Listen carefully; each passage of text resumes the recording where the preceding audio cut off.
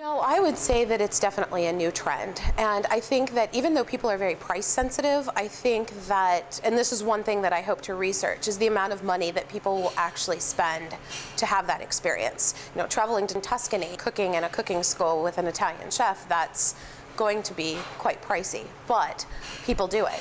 So they're obviously not price sensitive because they're going for that experience. People are much more open-minded to different things and stepping outside the box and really exploring and experimenting with different foods. Much more open-minded. And I attribute that to this craze of celebrity chefs because people are so much more educated and they read cooking magazines and they have the sections in the newspaper now that feature, sometimes they feature local cuisine and sometimes they feature international cuisine. So I think that people are just more educated, more aware, and they set out wanting to try these things as part of their experience. It's slow tourism. It's working slowly through the area and really enjoying the local flavor to come back and say, I had an experience. I feel emotionally connected to there. So they'll recommend maybe to family and friends, or maybe they're more likely to revisit, or maybe they're just more likely to recreate that experience somewhere else.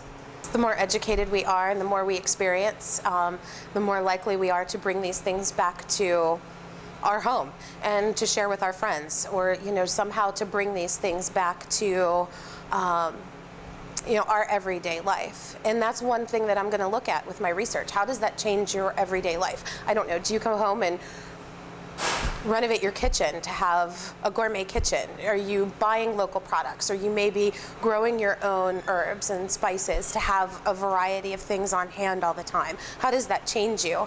And I think that this experience does change people. A lot of times you have these chefs that are very passionate that will go out in search of something new, something different to set them apart from the competition. And the goal is to have something very innovative, something really good quality to get you in those travel magazines, to get you in those cooking magazines, or maybe featured on a cooking show that people are going to watch or read and say, I want to go there. I want to travel to Philadelphia, Pennsylvania, and I want to go to that restaurant. And they will, and they'll pay more. They have a less sensitive price point because they want the experience. It's more of an emotion, and that's where people spend money, where they're most emotional.